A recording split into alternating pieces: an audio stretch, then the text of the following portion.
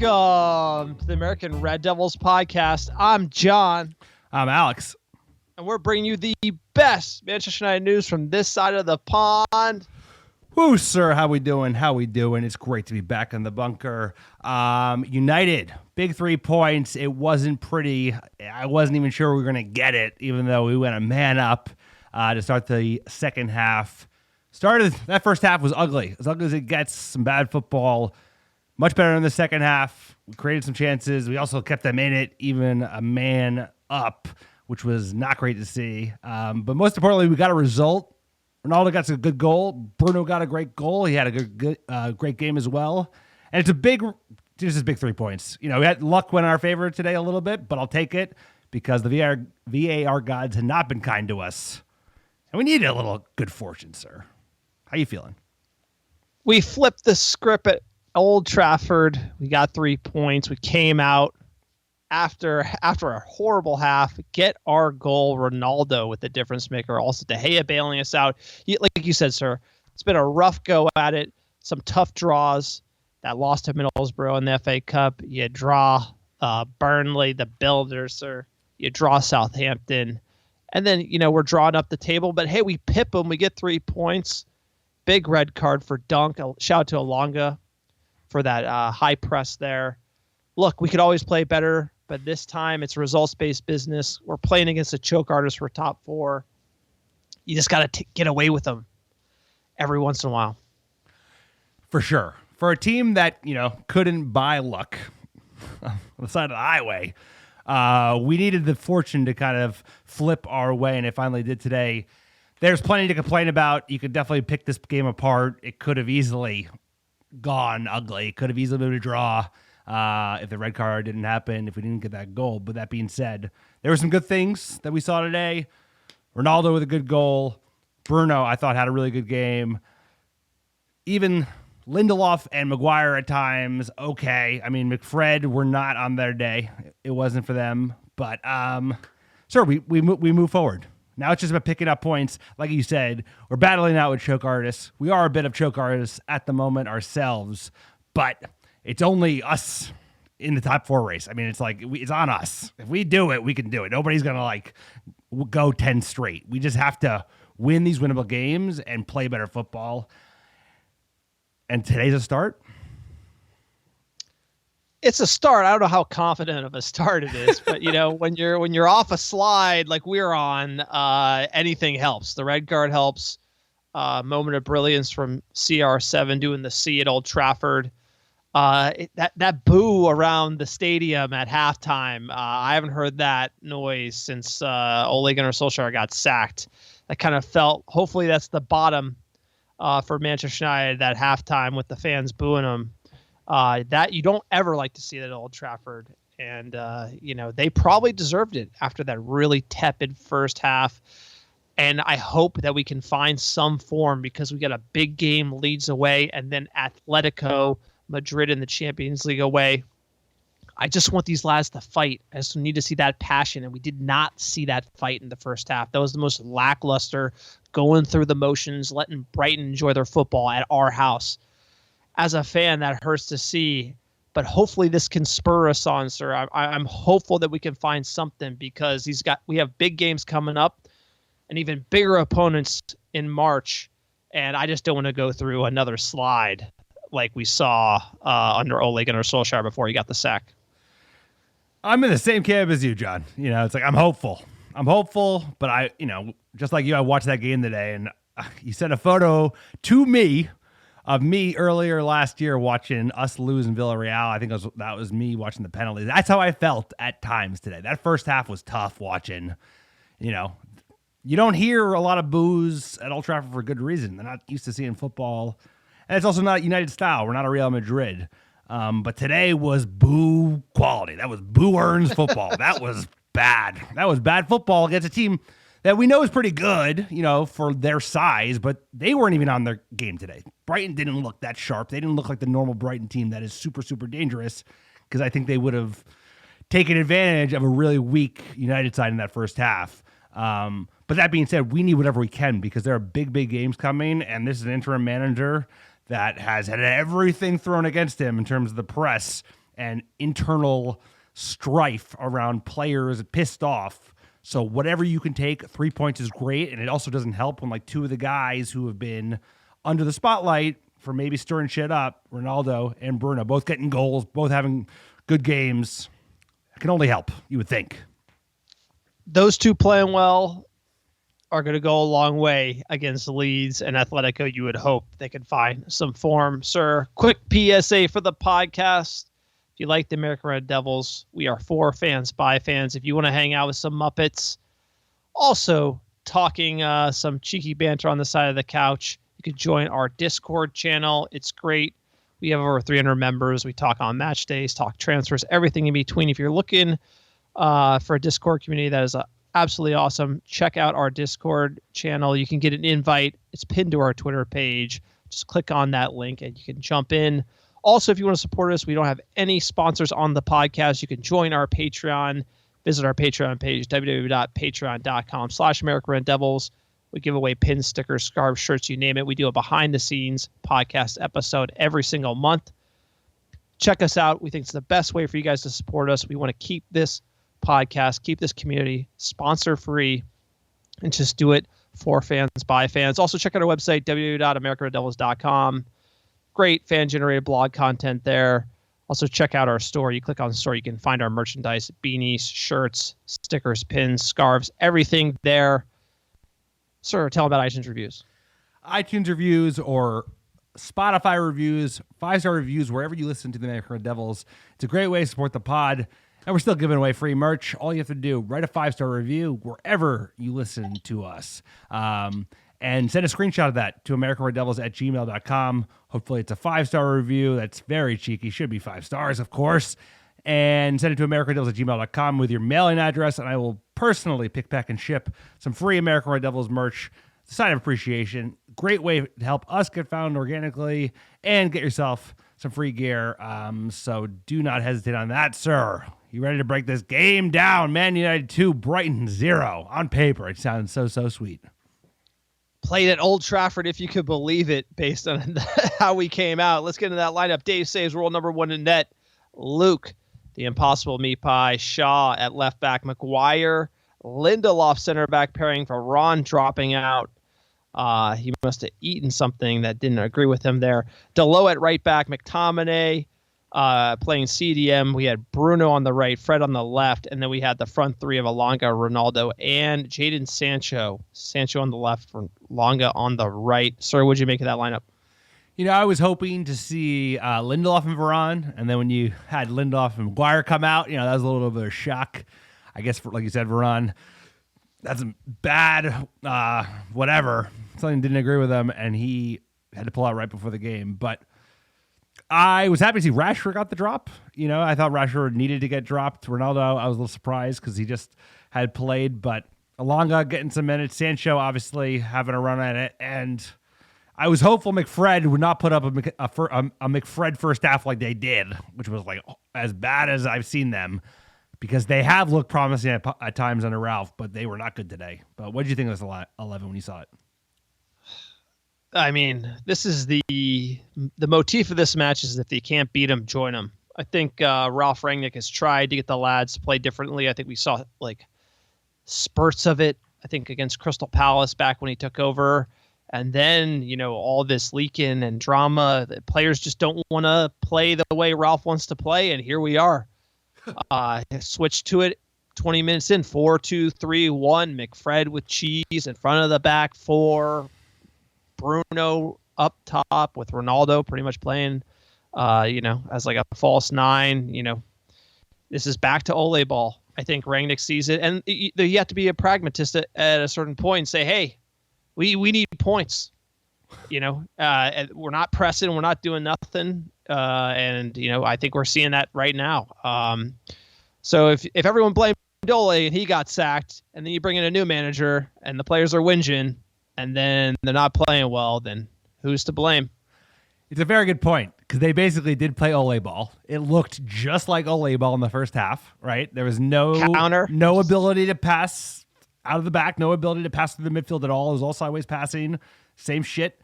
And then when we did score, how did we score again? Counterattack. Counter. That's Ole 101. That's how this team has ever best done it. So maybe that is the formula, sir. We're gonna go back to basics, like that original Bruno run when we first bought him back in the day. That took us all the way to 6th place. Remember that? Hey, top 4 it means a lot to this team. It means a lot to Rangnick and to the Glazers' pockets. So he'll do whatever it takes. Let's get into that first half. United come out a bit nervy in our house. Brighton up for a match. 3rd minute, bad clearance from De Gea. McGuire with a good block. And then 5th minute, Dave saves after a bad Fred giveaway. Fred had a rough game coming back into the team post-COVID. And then 6th minute, after this rocky start, boom, hit him on the break. Ronaldo backheels to Sancho. He had a great opportunity.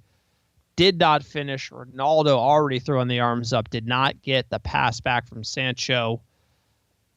End-to-end stuff. We're able to get a chance, but we're giving up 2 on our end, and felt like it was going to be the type of day. It did. I mean, you would like to see a goal here early because we had a good chance. I mean, they certainly had theirs as well. It was good to see Ronaldo passing. You know, that was a good sign, a good omen for the day, and I think that translated to some good play from him all around because, you know, he's oftentimes just taking the selfish shot, but set up a very good chance for Sancho, who arguably should be finishing that. 15th minute United on the break, but Alonga hesitates. The youngster, he hesitated on making that run to the left, and the defender gets there first. 17th minute, Brighton cuts right through United, gets a shot on De Gea. This is sort of when Brighton was building into the game. The problem here was United was sitting off of Brighton, giving them the ball. Brighton was enjoying their football, passing it easily through Manchester United. You look at the pass map from the first half, they had their way with us. We couldn't do nothing in the middle of the park. Brighton controlling the game in our house. 34th minute, United giving the ball back in a great position, but Fred with another bad giveaway. And I believe it was around the 20th minute, you saw the video of Rangnick saying 4, 2, 3, 1. I didn't see that, actually. Did he? We tried to play the 4-3-3, came out, McTominay at CDM. You had Fred and Bruno in the pivot, Bruno on the right, Fred on the left. You know, we talked about the midfield in the last podcast. We were trying to play it like that, and boy, did that not work. So he said, you know what, screw it. Fred can't pass for – that's the whole thing. We couldn't pass. We couldn't pass. It was terrible. Pass. It was terrible. So instead, you know, Fred can't pass the ball. Hey, you can just stand in front of the defense. That's kind of what we decided to do. It didn't look much better, but for me, felt like the players going through the motions. Testimonial pace. The commenter said it. Testimonial pace from Manchester United. That was really the problem. 39th minute, Dave saves certain goal. United bending, not breaking here. 40th minute, Basuma misses a great chance after United are just looking worse and worse by the minute. There was a spell where it's like, you get it. They booed for a reason. We haven't seen football no fight. It was bad. It was like, I mean, God, you know decency. It's like, we just like know the depths. I mean, it's like, I thought Liverpool, I thought City, but today it's like they were walking around against Brighton, Hove Albion. Just nothing in it. Nothing. You know, like testimonial. Here's pace. the thing. And that was savage. When Phil Jones came out to play I know. for United, I forget who it was against, but that's the thing. Wolves in a loss, I think. I think it's like, you don't have to play, like, you don't have to be a good player, but man, he tried. Like, the effort was 110. He gave everything he had in his tank. And it's like, I'd rather have a team of Phil Joneses out there against Brighton. You know, like, I just didn't have that feeling. It was really, I think that's why people are booing, because that's the one thing that's inexcusable, is the effort. So the mentality. 42nd minute, Alonga earns a free kick on the edge of the box. You texted me, Ronaldo's kicking into the wall. He shot at the wall. I knew it. That was the half. I couldn't. What do you think Rangnick's telling the lads at halftime?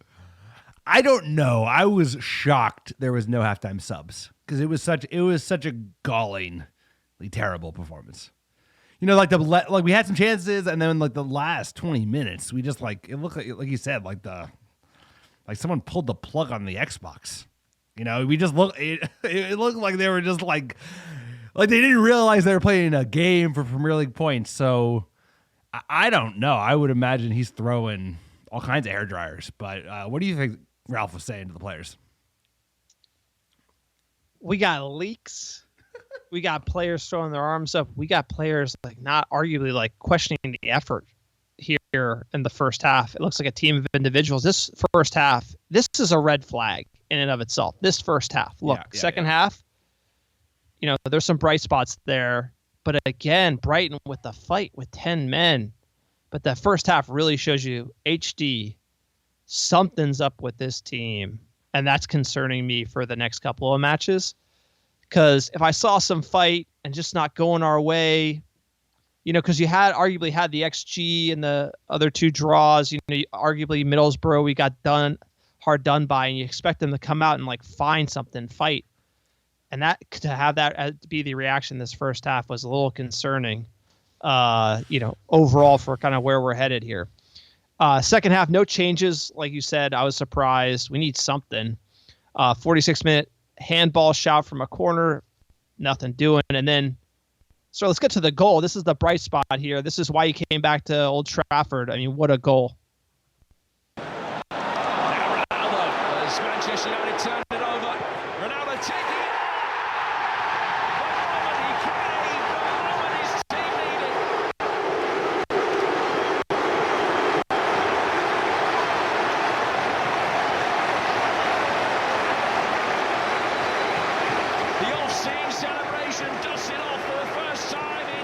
It's about time. First goal of 2022 for CR7, and it was a beaut.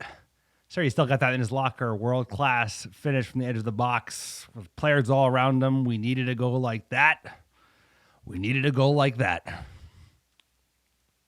Amazing goal for Ronaldo. Amazing finish. And look, this is what happens when you get at Brighton and you remember that you're Manchester United. They fold. I mean, we looked great here. 52nd minute, Elanga pressing the Brighton center backs, making him make an error. Dunk takes him down, gets the yellow, and then obviously VAR checks. It's a red card. Thank God VAR giving us one. I didn't think this was clear and obvious, honestly. Like, I'm surprised they gave it to us, but great. That's great they gave it to us. I'll take the red card. Hey, I said it in the Discord channel. We really need to be pushing. This is the moment.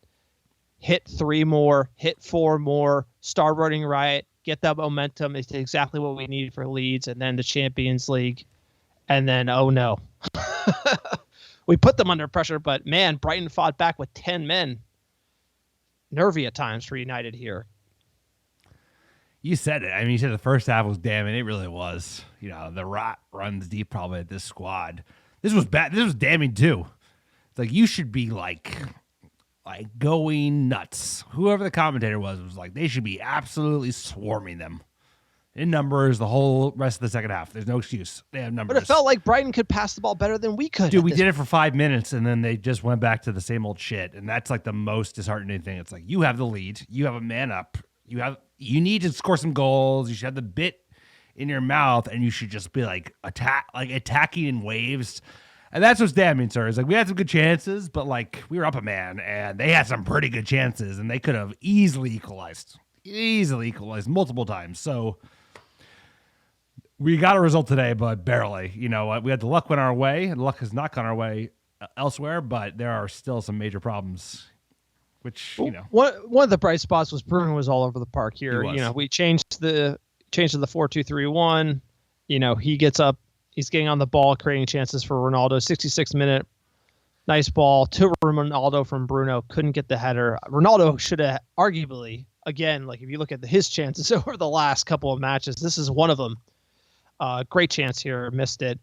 Bruno, 71st minute, missed a sitter after Ronaldo gets the ball from the keeper at the edge of the box. 73rd, this is the big sub here. Pogba for Fred. I do think things changed once Pogba came on. This seemed like the halftime sub. Should have come earlier. That's what I said. Halftime, but it should come at like the 55th minute. Fred was playing bad, and we knew we needed Pogba. That's been I would say the biggest issue with Ralph is like he definitely makes subs too late, later than he could, and this being one of them. Like this could have been made 20 minutes earlier because he made a big difference. I think. 75th minute. Ronaldo misses a dunk header after another great ball from Bruno. 78th minute, Brighton hit the crossbar. I thought this was going in 100%. It's a nice hit. 1-1. Another draw. Look, they arguably should have gone in. De Gea beaten. Unbelievable hit. 79th minute, Rashford and Telles for Elanga and Sancho. Rashford didn't do much here. 81st, Bruno with a great shot, and then 90th minute, Welbeck came on. I thought it was like this had Welbeck equalizer written all over it. I thought he had 90th minute, great opportunity. Should have done much better. He had it with the header there. Brighton with arguably the better chance after they go down to 10 men with that crossbar hit, and that Welbeck one was close. We did create more opportunities, but like you said, it should have been more one way when you kind of go up. And then, sir, let's get into we did ice it. He deserved the goal. 97th minute, Bruno. Let's go. Deserved the goal. Nice goal. Let's go. Manchester United's way, and that will be there. Free kick taken quickly. It's Bruno Fernandes with the last attack of the night. Ronaldo square to his left-hand side. Didn't need it. 2-0 Manchester United. Chopped up. Great goal. Brilliant goal. Lovely dummy, actually, that was from Bruno Fernandes. Really classy play to sit the goalkeeper down and then put it in.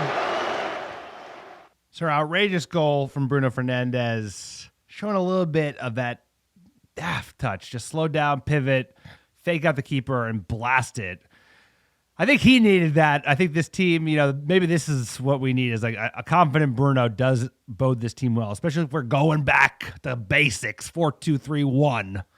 That does, on paper, bring out the best in Bruno. We saw some of it today. A goal should only add to that. Absolutely deserved the goal. I really do think after we changed the formation, Bruno really started to shine, especially in the second half and going up a man. He was all over the park. So good on Bruno, sir. Team stats, 19 shots to Brighton's 10, 7 on target to their 3. Possession of the ball, Brighton 51% to our 49. That even is including the red card at our house. Brighton played well.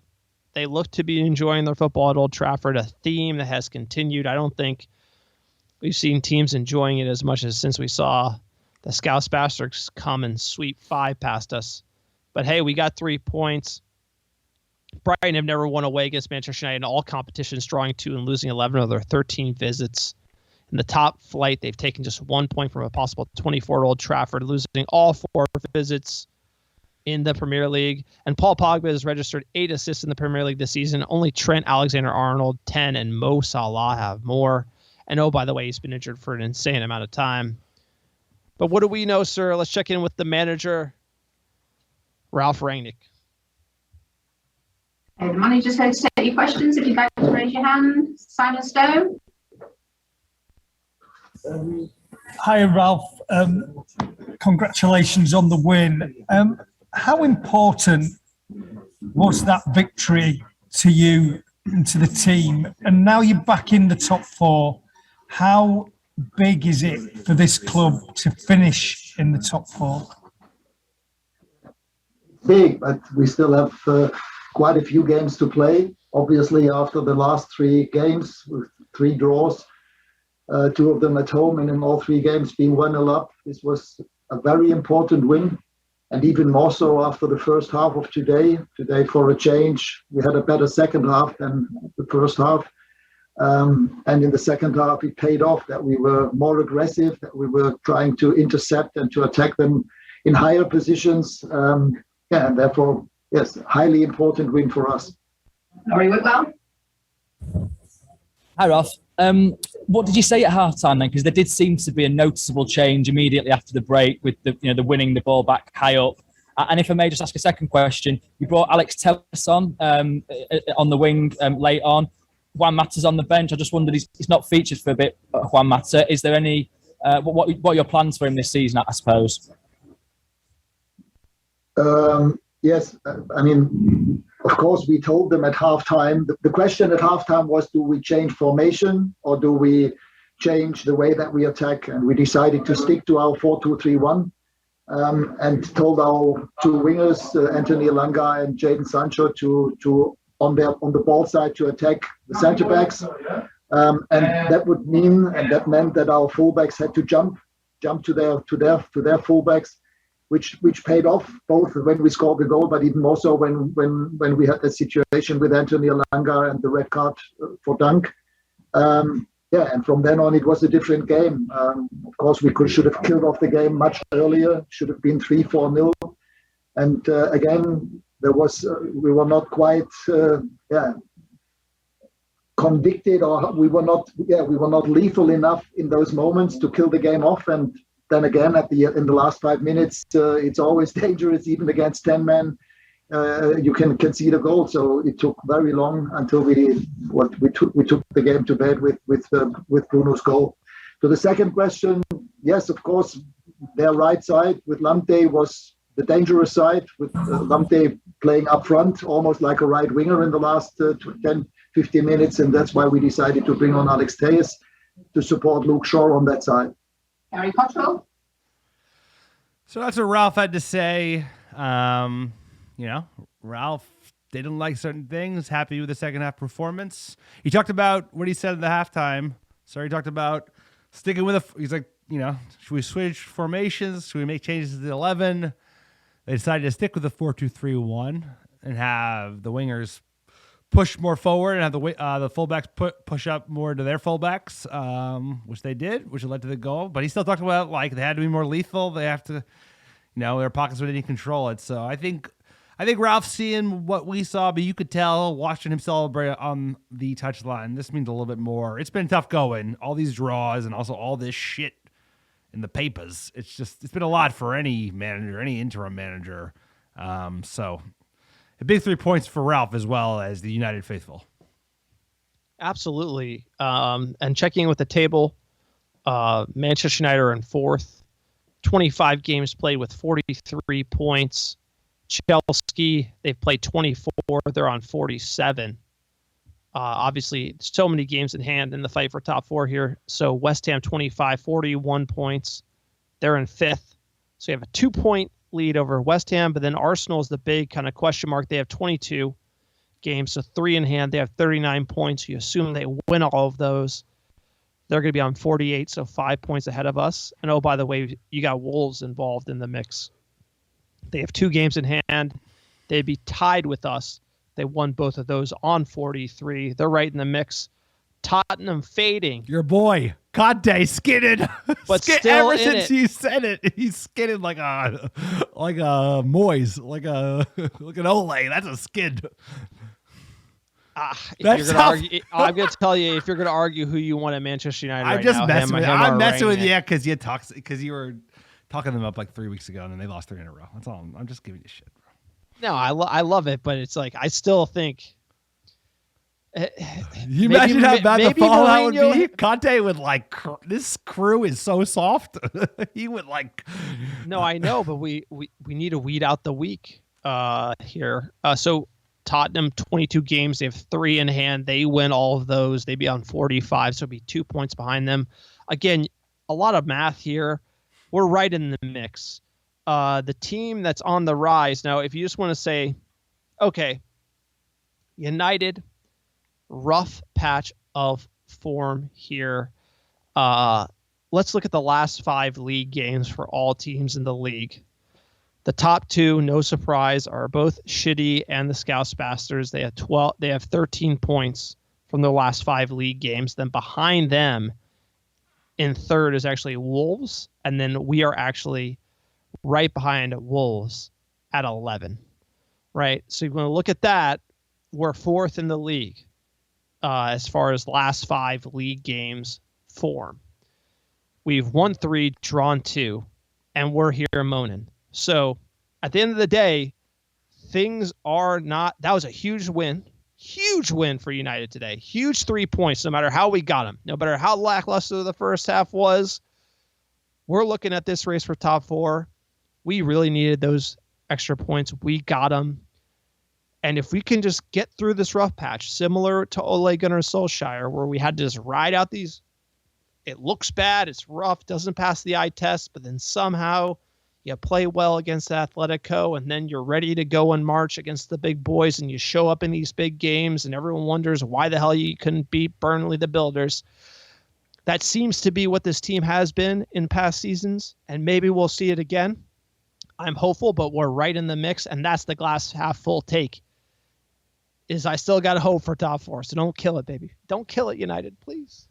And there's no reason that we shouldn't be in it, because it's a good point talking about form. And the most important point is like, who else is in the mix? The biggest group of bottleheads you could ever find. The most worrisome is like Wolves going on a real run because actually they're a serious team. But like you said, I think those two draws could have been wins. Obviously, like today had its question marks, but there's a lot to hold on to. And I think what maybe could be promising is like the return to basics, 4-2-3-1, as much as we hated that, as much as it necessitated us to play on the counterattack. The teams are about to play beyond Leeds are teams that, would probably want to play on the counterattack, like the Atleticos and the Cities of the world. So it might be a good time for this team to go back to basics, sir, and play Ole ball. Now, it goes upstairs. It goes to the boardroom.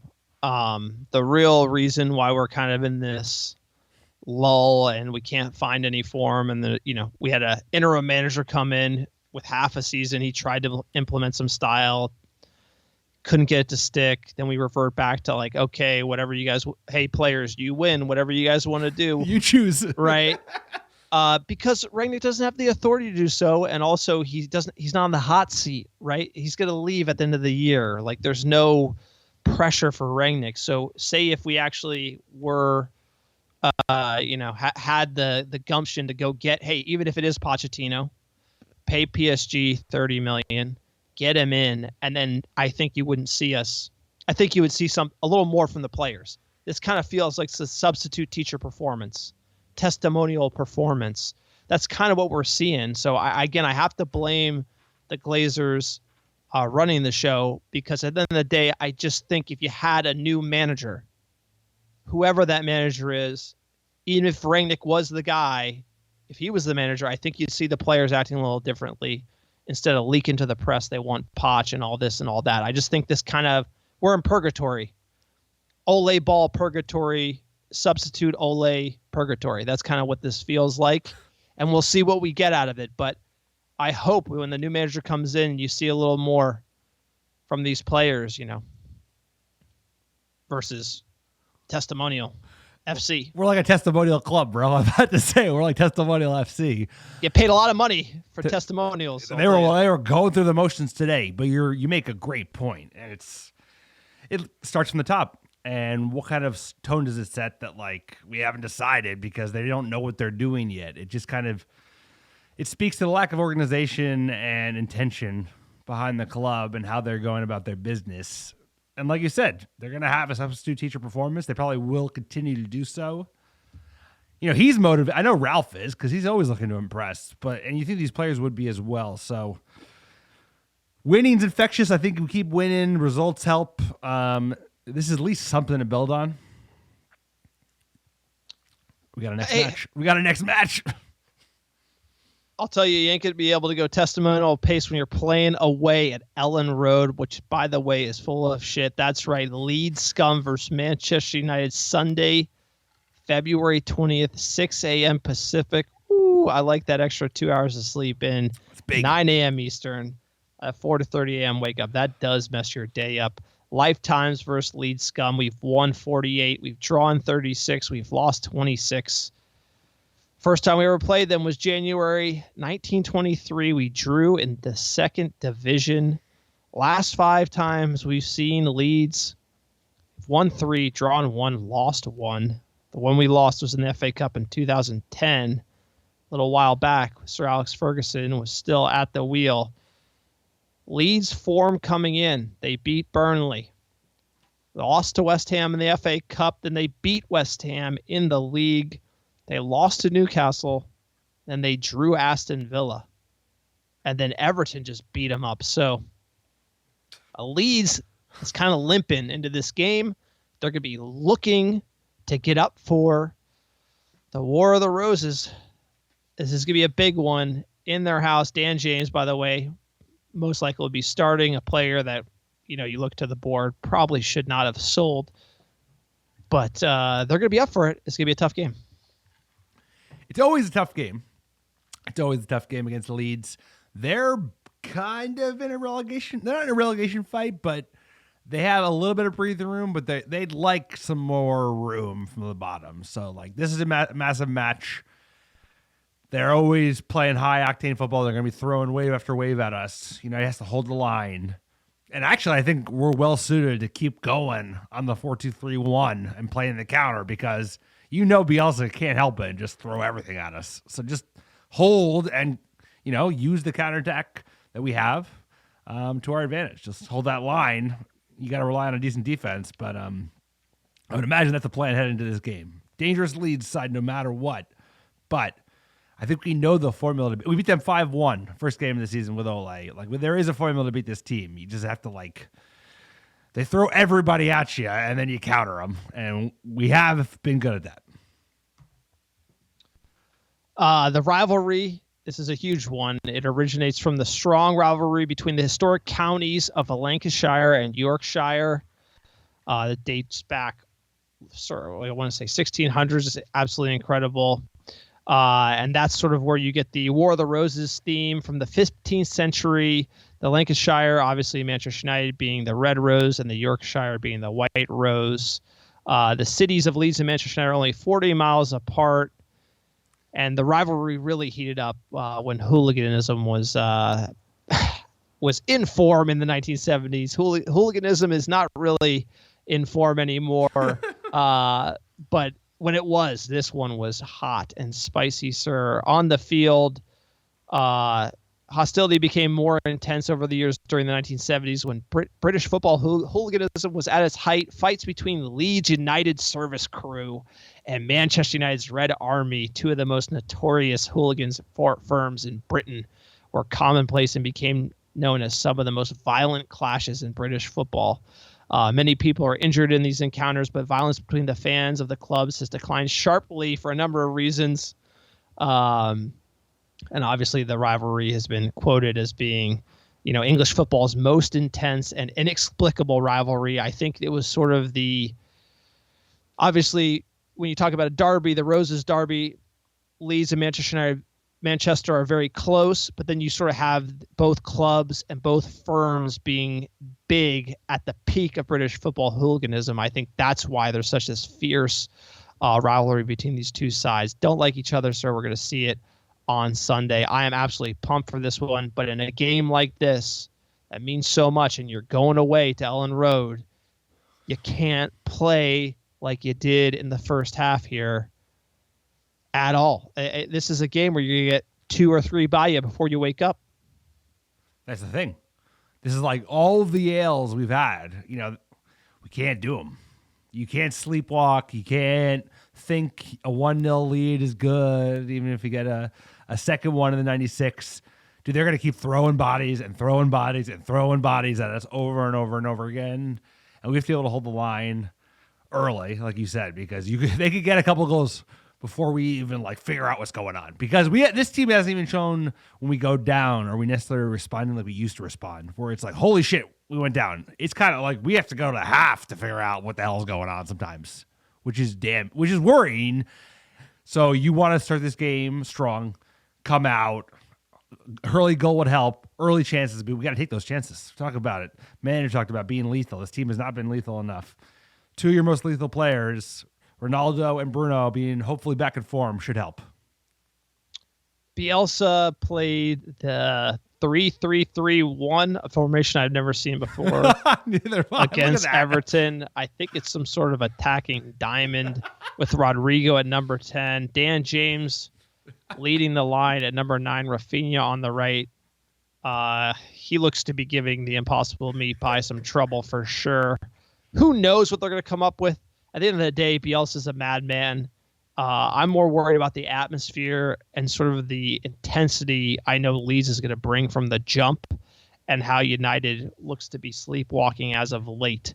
The passing out of the back, the passing through the midfield is something in the modern day game that we need to get a hold of.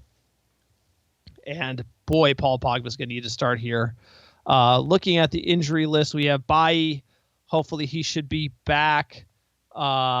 He's in training. Sir, we're in the fresh Tezos kit. Matic, no return date. Cavani, same thing, no return. Varane has an illness. Obviously, we don't know exactly what it is, but given those injuries, what is your lineup? This is who I've got. I got De Gea in net, world number 1, Delo.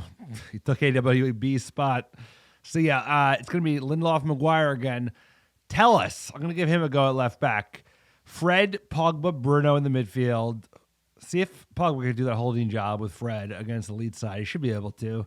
And then a front three of Sancho, Rashford, Ronaldo. Got to get those two going. I know Rashford hasn't looked in form, but, like, damn, man, he's got to play himself into form. He should have chances against the Leeds side on the break. Who do you have in your 11, sir?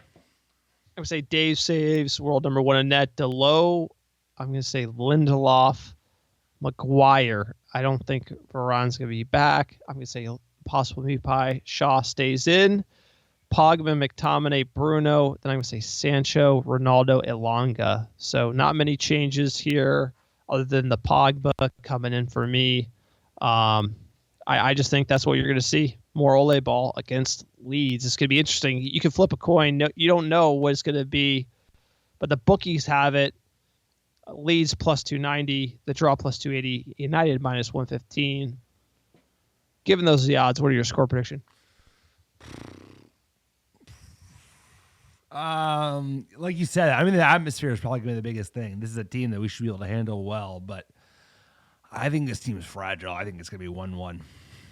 What do you got? I'm going to say 3-1. It's going to be open game. It could be 3-2, but I'll say 3-1. United win. Dying for the points on to Atletico. Cannot wait for that. I'm not going to let any of this shit football ruin what will be a glorious knockout stage night in Madrid. Sir, I can't wait for that. Should we get into the news?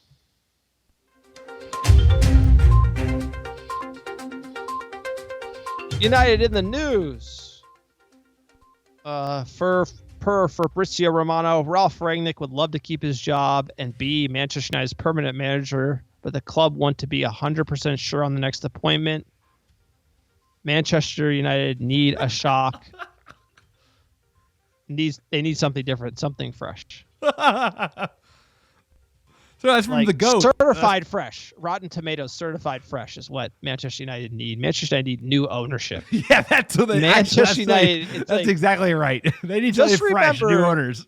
Just remember when everyone's talking about what's wrong with Manchester United, it's the players, it's the coaches. Who's our next coach? Who are we going to sign? And it's like 80% of the talk should be about the Glazers sucking cash out of this club, being completely absent, not coming to any games, not caring, saying they're going to redo the stadium, not having a plan, saying they're going to communicate with the fans, not doing that. Basically lying, letting the training facilities rot. Like if the fans and the media, I feel like the media just kind of goes in one direction. And obviously, as fans, you don't want to be thinking about the balance sheet and cash flow stuff, but it's like this should be all about the ownership. Like, why is there an interim manager? Who invented this concept of interim manager? Ed Woodward. Look at if you just go down the deals that United have done: Schweinsteiger, Depay, Schneiderlin, Darmian. Go down the list of all the bad players they bought and sold for nothing. And it's just like they're bad, and so we just need to be shining the light on that. And yes, we need something fresh, but that something fresh is new ownership with the attitude that they want to win. We're in the battle for top 4. This is a top 4 owner. This is a money first owner. That's where we're at as a club. So Rangnick, I'm good, dude. I'm good on Rangnick. What do you say? You give him the job? I think I would let him pick the next guy. I don't need to. He doesn't need to be the next manager, but I think I would listen to who he thought might be well positioned to be our next manager. Whoever Man United needs a shock. They need something different, something fresh. Man United's right. That is exactly what Man United needs. But like you said, that's not going to come in the form of a manager because it doesn't matter whether it's Rangnick or Ten Hag or Pochettino or Pep Guardiola, dude. It don't matter because the Glazers are still running the show. Richard Arnold is not qualified to have his job because he's as qualified as Ed Woodward was because their qualifications around keeping money in the Glazers' pockets. And that's what nobody talks about. I know we talk about it ad nauseum. Probably people get sick of it, but really, it is the root of all the problems. That's the shock they need. That is the only. There's nothing, dude. No manager that they can think of is going to give a shock and something fresh and different. It's like that is all from the top, and unless they're going to rip out the CEO, which they should also do, they put in a real DOF, which they're not going to do. All these things they're not going to do. But so this is all messaging. This is all bullshit. This is all them playing the Neil Ashton game. And they're not going to listen to Ralph. No, but I think the question is, does Ralph get the job based on his performances to date? You said you didn't answer that. You said, he can pick him, but you don't think he should get the job. He doesn't need to be the manager next year. But I think he would have a good insight into who would be a good next manager. He said he picked out Nagelsmann. He's picked out other really. No, I understand that, but you're saying no. Then you're saying no. He should not be the manager of Manchester United next year. If options that he's you can go for this guy, but he's not available until the year after, and I can steer you through, I would be sure, dude. Who else we got? I would be fine with it because.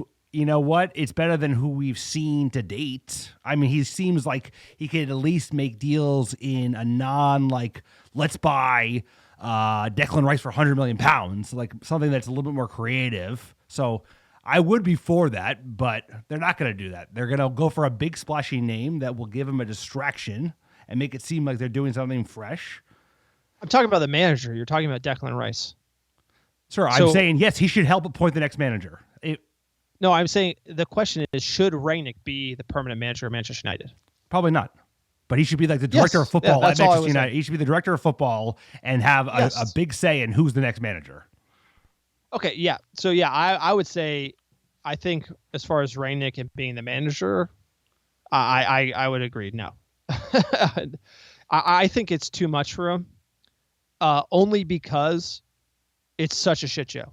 Right. I think he is used to hungry professionals who just where they are in their career. Like you said, first or second big contract. He's used to that hunger. He doesn't need to motivate overpaid, whinging players. I really think that is something that's very unique in today's game. Obviously, he's taking a lot of time off and things change. So I think that having him upstairs would be valuable, but on the touchline, just him coming in and trying to play a different way or train a different way, the players are whinging and leaking to the press. However, he's handled himself very well. I just think that it's probably a young man's game at this point. We need to kind of get younger. Ten Hag's the guy to do it. You look at his record in the Champions League this season, his team's playing unbelievable. Apparently, our insider on our Discord channel says he doesn't want the job. And who can blame him after seeing kind of how we're playing and the roster and the bloated wages we have? So, but the papers say that Ralph wants Ten Hag, and they haven't said that Ten Hag doesn't want the job. It said the opposite. So, just a contrarian, but that is what the presses are saying. So I think he wants Ten Hag. I think Ten Hag would take the job in a second. He might not take the job because he smells the shit show here. And I think your point about he would be a great manager if you put him in, he'd be a decent manager if you put him in a Brighton side with that team, with those hungry players. Exactly. That aren't a bunch of lazy, overpaid, prima donna, fucking hype monster. Dude, this team has become so rotten because of the management. They've allowed it to kind of fester. They've managed these contracts so poorly. They player manage. They've allowed the players to become bigger than the coaches. And, of course, that's too much for him. That's too much for most people. Conte, you said, was the best man. He probably is, dude. He's probably the chop job you needed to come in and burn it down. Dude, he would crack skulls, and he needed to crack skulls. And Ralph did a less intense skull cracking. He was very direct, very straight, and the players just whinged. He wanted them to run, bro, and press. They just whinged. It's this team is just soft. It's like my son doesn't want to go to bed. Yeah, yeah. It's literally the same thing. And Rangnick's saying, all right, you win. Because at the end of the day, he's not there to fix it. He's there to just kind of manage it and substitute teach. That's kind of what he is. And you talk about things going sideways. Get into the next article here. Everyone's freaking out about this. Gary Neville reveals he knows the identities of the disgusting Manchester United stars leaking dressing room secrets using agents, PR, and marketing teams to brief against Ralph Rangnick and his staff. The Ted Lasso, that's a riot. Calling that Chris Armas guy Ted Lasso, that's pretty funny. Then they talked about who they wanted.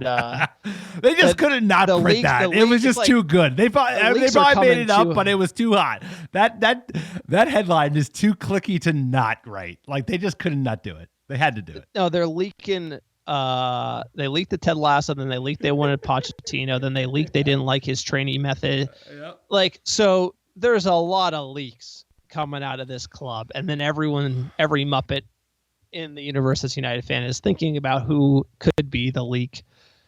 First things first, we're never going to know, so it doesn't matter. Although you would want to know, so we could all like basically shame him out of town. It'd be great, but we're never going to know. But this shows you the mentality, right? So when you have players saying, "Oh, we don't like these training methods," like, yeah, go write an article. Like, imagine thinking that way when you're playing for Manchester United, that you don't like his training, so then you're going to go tell your agent to tell the press about it. And then you see this team play like that in the first half. That sounds about right. And so when you add all this crap up, it's concerning to me when you watch them play. So if they're playing well and they're leaking shit, who cares? Nobody cares. But when you look at them show up the way they did, and you see all this shit, and it's like, Gary Neville, have some stones. Just tell it. Like, if you're gonna say it, then No, just that's say it. you gotta say it. You gotta out This is the him. thing about Gary Neville. I Like, know he acts like he's a I fucking like tough Gary guy. Neville. I know he should have.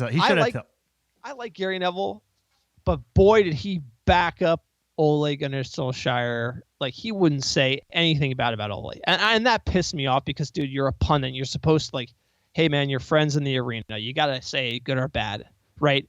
And he didn't. He completely. And then it's like this stuff with the players, and he's like not going to say. He's trying to warn them off. He's trying to say, "Hey, stop." And then what does that make me think? It's an English player. Because if it was like Ronaldo or Bruno, I think he might have had a shot. You get what I mean? So I do think Gary Neville plays that game a little bit. And he's more in the English to his circles, boys, right? Yeah, and because he coached for England. So who do you think it is? My gut says it's an English player. That's why you won't say it. Yeah, I think it's multiple. It's probably multiple. First of all, it's probably multiple players. It's probably No, not you just have to one. pick one for the pod. We're Muppets. You got to pick one player. Who leaked?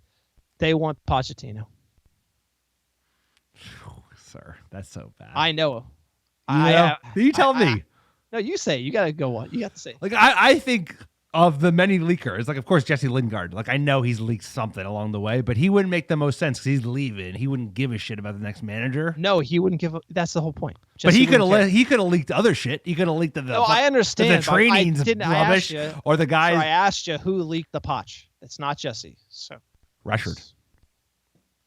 I would guess Rashford leaked that, bro. I think it's Harry. I think Harry is getting That the also most, makes sense. That also makes a lot of sense. The reason why I think Harry is because he's getting the most shit. Everyone's shitting on him, right? They're saying he's playing horribly, Like, he probably feels like it's not him because he plays well for England, so he has no problem. Like, it's similar, like he took a photo with a fan after Ole was sacked. He just seems like tone deaf.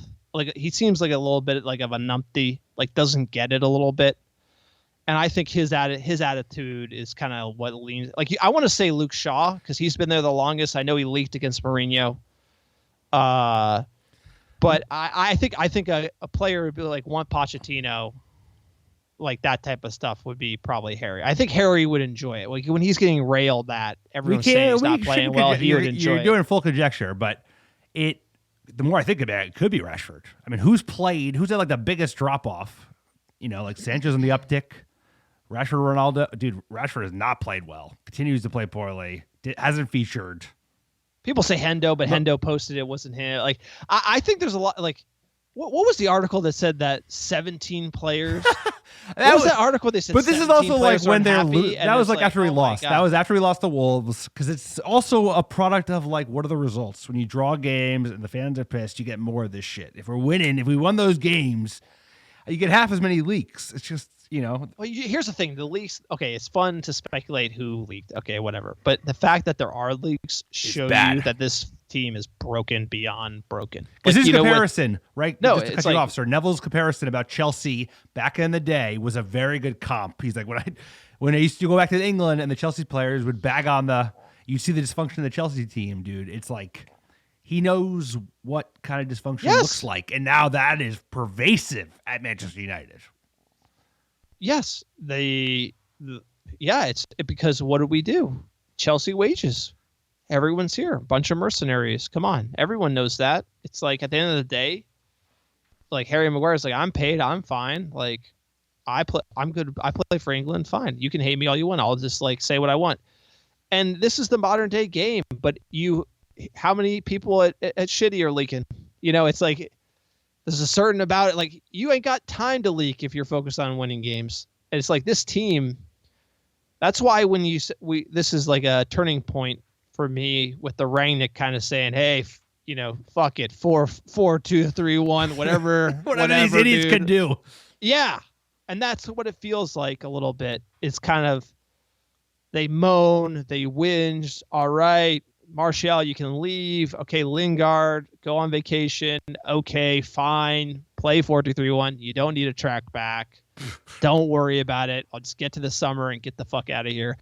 That's what it feels like a little bit. And so, like, I hope we can turn it around and find that form and then find that unity. I felt like last year that moment was when we came back against Tottenham. I think Cavani protected Greenwood. I forget who was getting in Greenwood's face, but Cavani came in and you saw that togetherness, that kind of fight. I felt that passion in that team, and I was like, there's something special here. I feel like we can win a trophy. Unfortunately, we all know what happened. Could have needed to. No, but you know what I'm saying? We had that like togetherness, that fight, like you're back against the wall, mentality. And I feel like this team is just wilting and whinging and leaking. And that's just, and until we see that turn around, and maybe that won't turn around. Maybe it's a new manager. Maybe it's like blowing the team up. Maybe what it is, but it just seems to be toxic. Something's festering at Old Trafford. Obviously, it's the ownership. But now you got a festering ownership. You got a horrible board. You got numpty management top down. And now you got a substitute teacher and a bunch of overpaid babies, really. And it's like, how no one can sort that chain out, top to bottom, right? So it's gonna. I feel like kicking the can, and we always talk about that next title. It's gonna be a while. You're going to need new owners. You're going to need a new fresh start. Manchester United, they know they need it. They're right. Whoever leaked that or told them that or gave them that piece of fucking soundbite is right. Why are people leaking that? That's literally that's like Richard Arnold or Edward. That's literally like, yeah, but those guys have employees. Why aren't they coming out and being like, these guys don't know what the hell they're doing? This place is like got no soul. Like that's what people should be leaking against, not the dressing room. Bro, they're literally leaking that, like, we're not going to do Ralph, even though he wants to be the next manager, because we need a fresh start. We need something like, we need like a big change. Like, sir, they have no idea. They have no idea what they're doing, bro. They have no idea what they're doing. You can just like read through the bullshit, because that's bullshit that is being given to one of the numpties to give to Romano.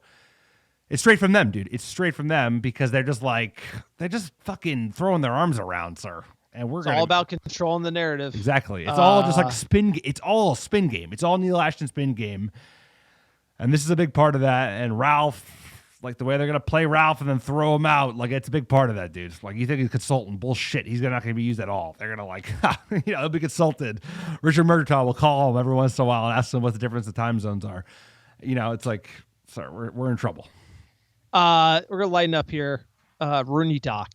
You got to give it the 5-star review here. How many stars you giving the Rooney doc on Amazon Prime? What do you got, Alex? I give it a 3.5, because it left a lot to be desired. It wasn't an impartial view. He was obviously involved, so he's controlled the narrative, which you saw. But I do like that it gave put some respect on the man's name, dude. It's like it puts some respect on the man's name, which I do appreciate. Having legends like Thierry Henry talk up Wayne Rooney and remind people of how good he was and how great he was for this club. And I think they need to do a real version of this, which is like a freaking 5-part, 10-hour thing done impartially. So all the good, bad, and ugly, which we didn't see. about all the, all the women that aren't his wife and the ups and downs and greatness that happened at United that they just fucking didn't even talk about. They only talked about England and then a lot of him with his family. So it was something, it scratched an itch for me as a huge United. He's my guy. It let me down. Of course, it was a letdown. It was like 3 stars being generous. It's worth a watch. The first 15 minutes, the first 15 minutes to get into it, you're like, oh my God, Rooney, dude, it's unbelievable. The story's unbelievable, especially the Euro 2004 when he was 18, come on the scene. Transfer to United. The whole story is unbelievable. Like you said, it should have been 8-part. It should have been like The Last Dance. Should have gone into way more detail about him coming up in Everton, him playing for Everton. Then the transfer to United was just kind of like, he transferred to United. Seemed to be all based on his England career, which basically failed the entire way. It was like 40 to 50% all England coverage. Then it was 20% family, 10% addressing the transgressions with his wife, and then United got a 15% gloss over, and the only thing he really focused on with United was not how he was the all-time goal scorer and won countless title after title after title and scoring titles, and it was his career for United is unbelievable. The all-time leading goal scorer for Manchester United, breaking Sir Bobby Charlton's record. And the only real thing he had to say about United was how he was right when he told Sir Alex Ferguson that he wanted to leave. And he was right. About the deal. And he was right. No, but he stayed. But he was right. He went into his office and he basically said, who are we signing? No, but the whole, it was kind of like an FU to Sir Alex Ferguson, which I get they have bad blood, but you should be, the documentary should focus so much on, dude, headband Rooney, Skinhead Rooney. There was hair plugs. Dude, his game dipped and the testosterone shots with the freaking hair. There were so many nuances to the Wayne Rooney story. They did it such a disservice. The VW bus drunk. Wayne Rooney fighting around the world, crashing the wedding, going to MLS, getting arrested at Dallas airport.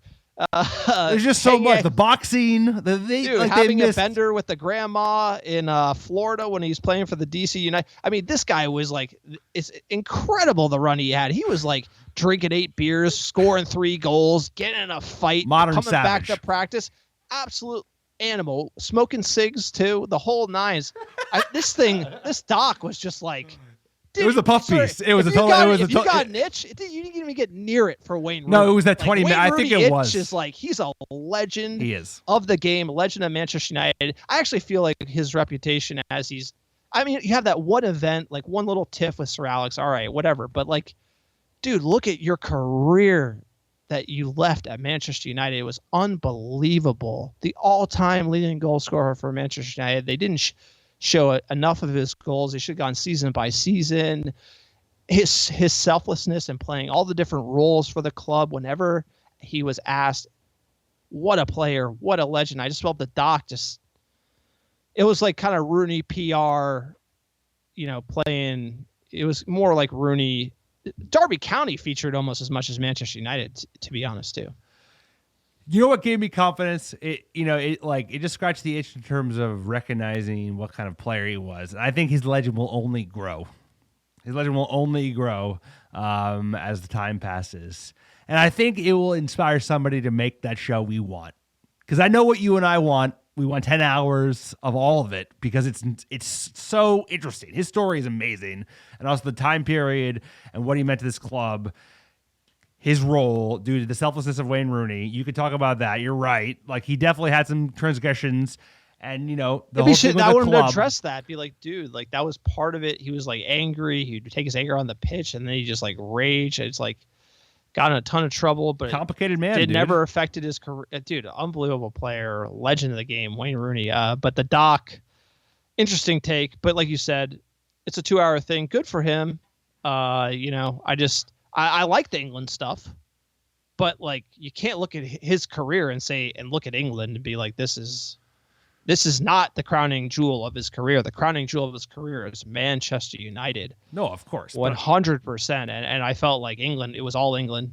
Well, he got slayed. He got the English are dude, the press have always had this thing where they like go after a player and just fucking annihilate them. And Yeah, but there was more talking about that than actually showing it. You know what I'm saying? It was more like But that did his happen. agent defending defending the couple, and it just felt like kind of like it had a little bit of an agenda that didn't really match up with the, hey, here's my amazing career for me. Like okay, press is one thing, but then just saying, if you just did a Rooney doc and you just said, hey, this is how amazing footballer he is, that'd be, I think, what people were looking for versus sort of trying to set the record straight on his relationship with Colleen. And, you know, he I was felt on. like I that mean, he was like very honest. I agree with you. It was definitely a puff piece. He definitely like controlled the narrative, but he was honest, and that's appreciated in this modern era when so many people are full of shit.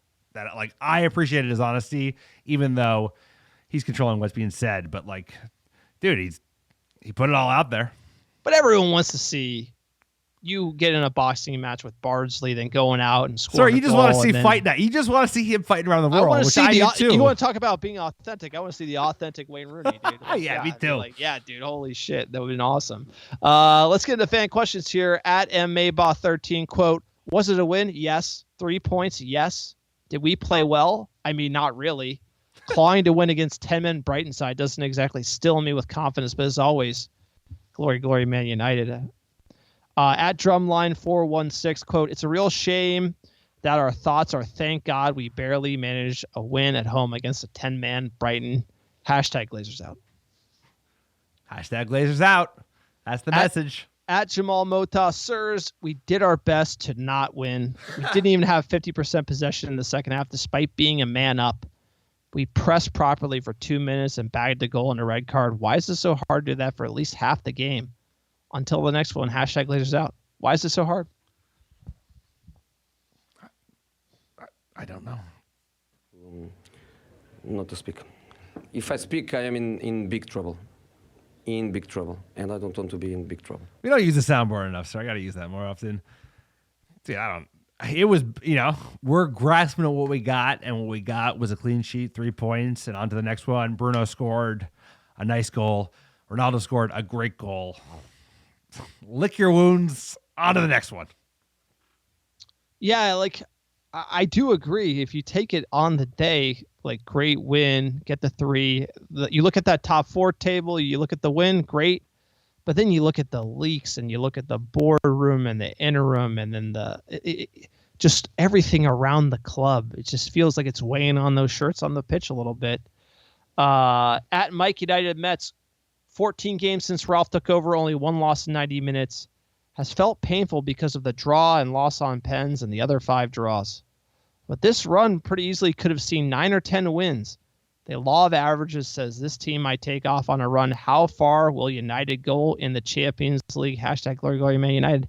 Alex, how far will we go in the Champions League? I don't know. This team is Jekyll and Hyde. I think Ralph used that language. It's pretty appropriate. Usually that's like a 50-50 equation. Some of these games, we haven't even gotten 50 minutes of good performance. We could easily get knocked out. We could easily go to the final. This team could go either way. Who the hell? It's like we could get the shit kicked out of us by Atletico. Or we could like go on a magic run. Counterattack football, like kick ass. De Gea doesn't let anything in. We just go clean sheet world, but it's all about like intensity and attitude and motivation. And the most concerning thing is like today, the testimonial wording that was said by the commentator was damning because it was so on point. It was so on point. It was like they were walking. It was insane. This is the first out. They were like walking around. Like that is still worrisome. All right. I predicted at the beginning of the year. What did you predict? Tell me again. That we would win the Champions League. I predicted it. I kind of felt like with Varane coming in that this team, we're not going to have the consistency. So if you run it back, I said we can't win the league because we're not going to have the consistency, but we have the talent to win the Champions League on any given day. 538.com, shitty, 28% to win it. Bayern Munich, 20%. Scouse Masters, 14%. Ajax, 12%. Another argument for Ten Hag. Chelsea, 10%. PSG, 5%. we're down than less than 1%. I PSG below think Ajax, by the way. if there's going to be any We lost today, positive that's why. look for this team, I think we're going to see the same thing in the English Premier League. But on a European night, we got Bruno Fernandes, we got Cristiano Ronaldo, we got Paul Pogba, we got David De Gea, we got Varane, we got some players out there, some big boys who have played there and know what it's like. I think we can do some damage, and so if we get some momentum at the right time, we beat Leeds, we show up against Atletico away, maybe like a 1-0 win, have a big performance. I think we can go deep in the Champions League. We obviously need to get a little lucky as far as who gets knocked out by whom, but I mean, there's a lot of bottlers around there. You know, PSG, bottle. City, bottle. United. We got Ronaldo. Anything's possible. Let's go. Win in the Champions League. You heard it here. From drawing and losing the Middlesbrough on penalties to win in the Champions League, there would be nothing would wrap up this season better than that, huh? No. Like you lose to Villarreal, then you beat, win the Champions League. But we take a step back in these last 5 games. It's like we've had matches where we played well at times, not killed them off, not gotten the result, not gotten the points. Play games where we haven't played well and gotten a result. We have like this whole mix. So it's like, I want us to put together a real game. Today, we had some moments, but we really got the result. Now we need to get a performance and a result, sir. We need to start putting both on the field. This Leeds was a big one on the road, Ellen Road. This has been soft serve FC. That is going to be a tough place to play. So the boys bet to be up for it. I'm very excited for this weekend, and even more, I'm buzzing for Atletico. I'm buzzing. Knockout stage Champions League. Can't wait. For this club. You got to enjoy it. You got to enjoy it. Just don't embarrass yourselves out there. That's what I tell them in the team talk. Just don't embarrass. Hey, Harry, looking at you. Just keep it together. Harry Maguire, looking at you. Just don't get set off. Hey, you know how much we paid for you, buddy? Don't embarrass yourself. Don't embarrass yourself. All right. That's it. That's the podcast. You like the American Red Devils? We are for fans, by fans. Check out our Discord. You can get an invite if you go on our Twitter. There's an invite link pinned there. Also, check out our website, www.americareddevils.com. Support us on Patreon, www.patreon.com/AmericaRedDevils. Drop a review wherever you listen. It goes a long way for us getting found organically. Just 2 guys and a dog doing the podcast. Alex still testing positive for COVID. Can't do the bunker pause yet, but we'll be back soon enough and be done with this remote BS. Sir, tell us the top 10 cities last 7 days. Number 1, how you doing? Sanford, Florida. Number 2, Houston, Texas. Floral Park, Florida. Actually, it's Floral Park, New York. Excuse me. Amsterdam, Netherlands. Ponte Vedra Beach, Florida. Ho Chi Minh City, Vietnam. Denver, Colorado. Bangkok, Thailand. Norristown, Pennsylvania. And last but not least, Las Vegas, Nevada. Appreciate all the American Red Devils listening week in, week out. We couldn't do it without you. So we've been saying it's always darkest before the dawn for a long time. Part of me thinks it could still get darker, but there could be optimists in my lungs. I can also see the glass half full. So I think it starts with a big performance on the weekend, and then the results, it's big teams, but it starts against Leeds. I think if you get a big win, talk about runs, sir. We need momentum. We ain't going nowhere. I wish I had that. Actually, I wish I had that to close. I don't know. Nowhere. Yeah, it's Manchester United for life. Yeah, bro. Manchester United for life. That's right. And you know what? That's why we're Muppets. Still think we can win the Champions League. Let's go. We thought we were going to win the FA Cup about a week ago. How'd that go? I'll tell you what, don't book your flight. I'll tell you, the life of a Manchester United fan. But it's been a blast. Podcast is so much fun. The hardest part is watching some of these games. But let's just hope we have a good one on Sunday. Hope everyone has a great week, sir. Take us out. Bruno. Have a good one, everybody.